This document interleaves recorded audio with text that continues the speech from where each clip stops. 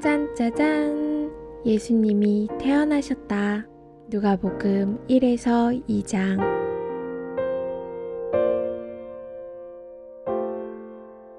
나사렛이라는 동네 어느 작은 집에 마리아라는 아가씨가 살고 있었어. 마리아는 부지런하고 명랑한 아가씨였지.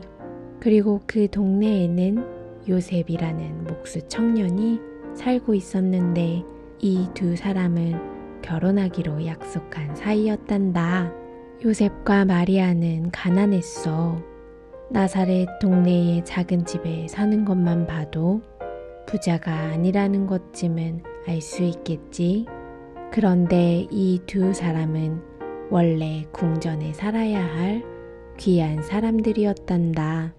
궁전에 살아야 할 사람들이 이렇게 보통 사람들과 같이 살게 된 이유가 뭘까? 자, 설명해 줄게.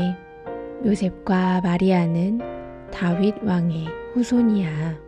다윗 왕은 아주 오래전 이스라엘을 무척 강한 나라로 만든 왕이지.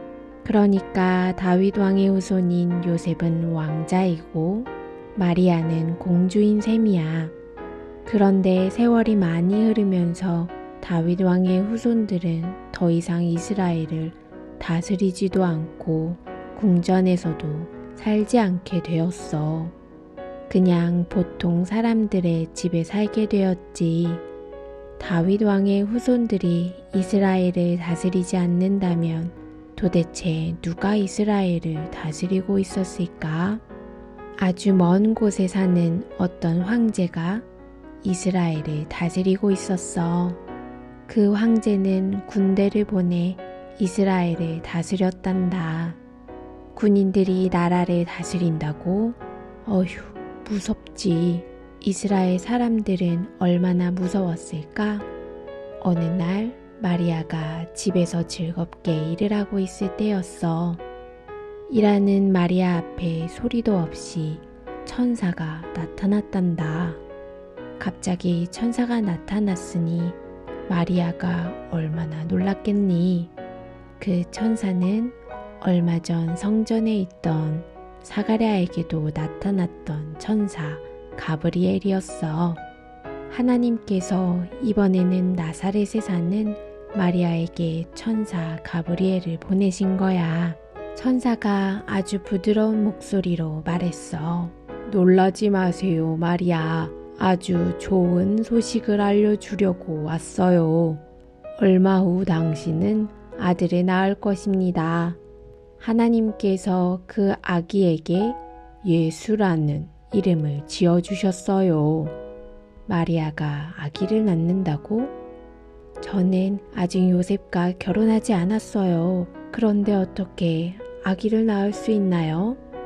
요셉은 아기의 아버지가 아니에요.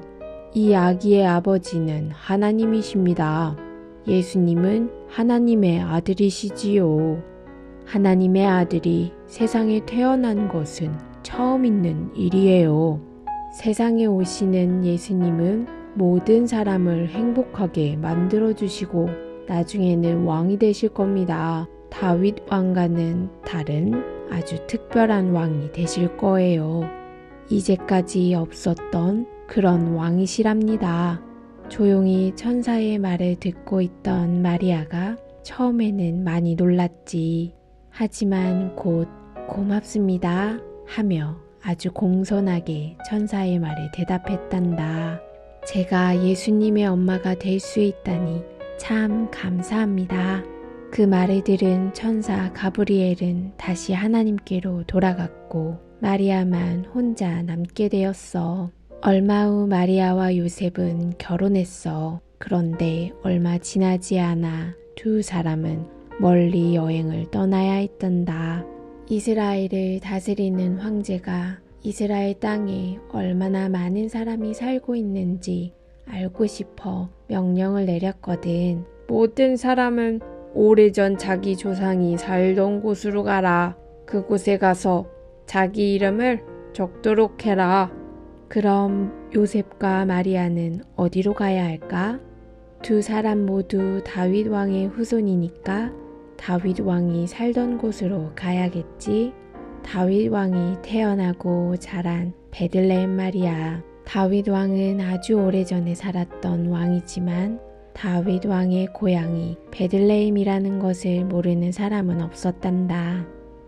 요셉과 마리아는 베들레헴으로 여행을 떠나게 되었지. 요셉과 마리아가 멋진 마차를 타고 갔을까? 아니야. 두 사람은 가난했기 때문에 나사렛에서 베들레헴까지 그 먼 길을 걸어서 가야만 했단다. 씩씩한 요셉에게도 그 여행은 힘이 들었어. 더구나 아기가 태어날 때가 다 된 마리아에게는 더욱더 힘들고 어려웠지. 며칠을 걸어서 드디어 베들레헴 근처에 도착했어. 저기 멀리 베들레헴 동네의 집들이 보이기 시작했지. 요셉이 말했어. 마리아, 이제 조금만 더 가면 편히 쉴 수 있을 거예요. 우리가 편히 쉴 여관을 찾아봅시다. 사람들이 멀리 여행을 떠나면 여관이나 호텔에서 잠을 자잖아. 요셉과 마리아가 살던 시대 사람들도 여행 중에는 여관에서 잠을 잤단다. 긴 여행으로 지쳐있을 마리아를 걱정하며 요셉도 어서 여관에 들어가 쉬고 싶었어. 그런데 생각지도 못한 일이 생겼단다. 온 이스라엘 사람들이 자기 조상이 살던 동네로 여행을 떠나는 바람에 너도 나도 잠을 잘 여관으로 몰려들었지. 결국 모든 여관이 가득 차고 여관이 아닌 집까지도 여행객들로 꽉 차버렸어. 요셉과 마리아가 잠을 잘 곳은 한 군데도 남아있지 않았어. 벌써 저녁이 되어 날은 어둑어둑한데 어떡하면 좋을까? 요셉이 궁리하다가 말했어. 여기 빈 마구간이 있으니 일단 이곳에라도 들어가십시다. 여기 집도 있고 하룻밤 정도는 잘 수 있을 거예요. 내일 다른 곳을 한번 찾아봅시다. 마리아도 너무 힘이 들어서 그러자고 했단다. 그렇게 해서 두 사람은 그날 밤을 빈 마구간에서 보내기로 했어. 그런데 바로 그날 밤 마리아 뱃속에 있던 아기가 태어났지. 그 아기는 그냥 보통 아기처럼 보이는 아기였어. 하지만 요셉과 마리아는 이 아기가 보통 아기가 아니라는 것을 처음부터 알고 있었지. 이 아기는 하나님의 아들이고 아주 특별하고 거룩한 아기야.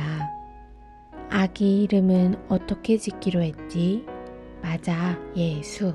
천사 가브리엘이 마리아에게 전해줬잖아. 예수라고 말이야. 마리아는 준비해온 아기 옷이 없었어. 그래서 따뜻한 이불로 아기 예수를 잘 감쌌단다. 마리아와 요셉은 아가용 침대도 따로 없었지. 요셉은 또 궁리를 했단다. 그때 가축들이 먹이를 먹을 때 쓰는 통이 보이는 거야. 그런 통을 구유라고 해. 요셉은 구유에다 깨끗한 짚을 깔고 아기 예수를 뉘었어. 가축들의 먹이통 안에 하나님의 아들이 누워있는 모습을 상상해봐. 하나님께서 혹 실수하신 것은 아닐까? 나중에 왕이 되실 분인데 궁전에서 태어나셔야 하는 것이 아닐까? 아니야.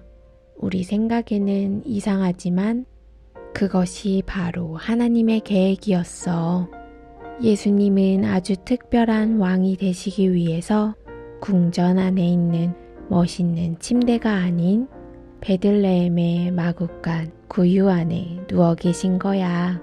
그것이 바로 하나님의 특별한 계획이었단다.